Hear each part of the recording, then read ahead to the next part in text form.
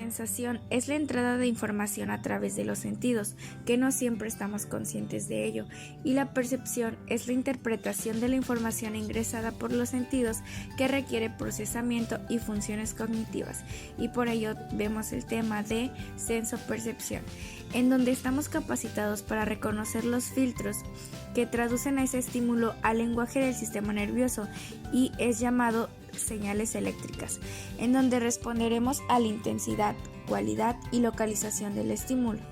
Tendremos a las modalidades sensoriales que son luz, sonido, gusto, olfato y tacto.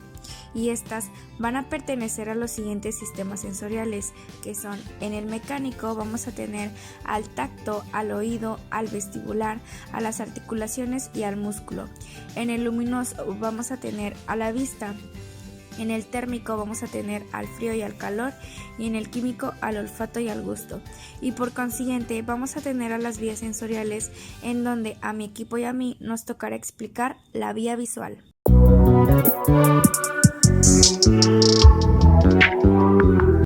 La vía óptica o vía visual es la red que transmite los impulsos nerviosos desde la retina al cerebro. En este último es donde se interpreta la imagen captada. El globo ocular ocupa la mitad anterior de la cavidad orbitaria, es de forma esférica ligeramente ovalada. Está formada por tres capas principales: la capa más externa, que es la esclerótica, la capa intermedia, que es el coroides, y la capa más interna, que es la retina. Su misión de la retina es transformar la luz que recibe en un impulso nervioso que viaja hasta el cerebro a través del nervio óptico y se convierte en las imágenes que percibimos. La luz llega a través de la córnea cruzando la pupila y el cristalino hasta que llega a la retina. En la retina, en la segunda capa, tiene fotorreceptores que son los conos y los bastones. En su sexta capa de la retina tiene las células bipolares y en la octava capa de la retina se encuentran las células ganglionares. Los fotorreceptores son neuronas especializadas sensibles a la luz. Realiza la conversión de la luz en impulsos nerviosos que el cerebro transforma en imágenes. Los conos y los bastones se diferencian en que los conos reciben los estímulos luminosos de día y son los responsables de los colores, y los bastones reciben estímulos luminosos de noche o en condiciones de poca luz.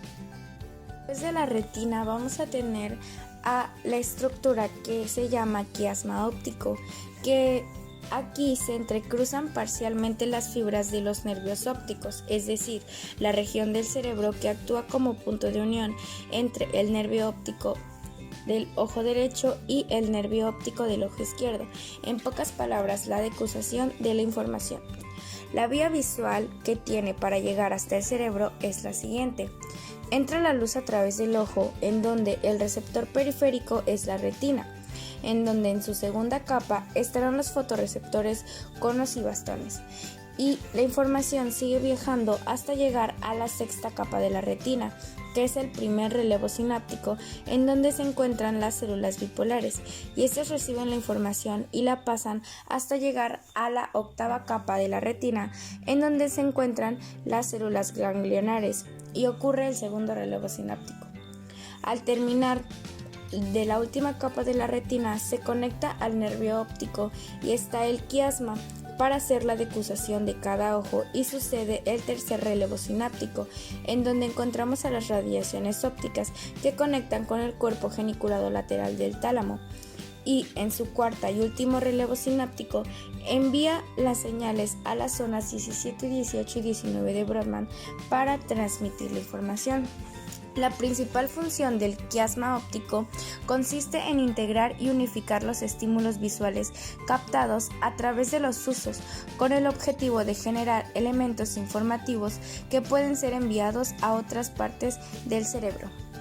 Así es como nosotros podemos reconocer objetos a corta y a larga distancia, podemos saber qué es lo que tocamos, qué es lo que observamos para poder descifrar la información que está llegando hasta nuestro cerebro. Dentro de las patologías de la vía visual tenemos a la anopsia, hemianopsia, agnosia visual y el síndrome de Anton. La anopsia es una patología que se caracteriza por la carencia de vista, es decir, es una ceguera total. Esta puede ser causada por lesión tóxica del nervio óptico, neuritis intravulvar y retrovulvar, cataratas, etc. La hemianopsia es la pérdida de la visión en la mitad de los campos visuales de ambos ojos. La lesión responsable de esta patología debe estar situada a nivel del quiasma o bien a nivel de las vías ópticas retroquiasmáticas.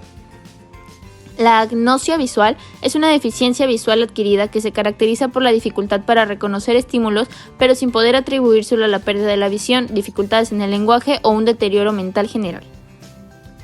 Y por último, el síndrome de Anton es una complicación que se produce en las personas afectadas por ceguera cortical y suele consistir en que el paciente niega que existe pérdida de visión y simula que puede ver e intenta comportarse y moverse con normalidad a pesar de la evidencia de su incapacidad. Y eso sería todo por parte de la vía visual.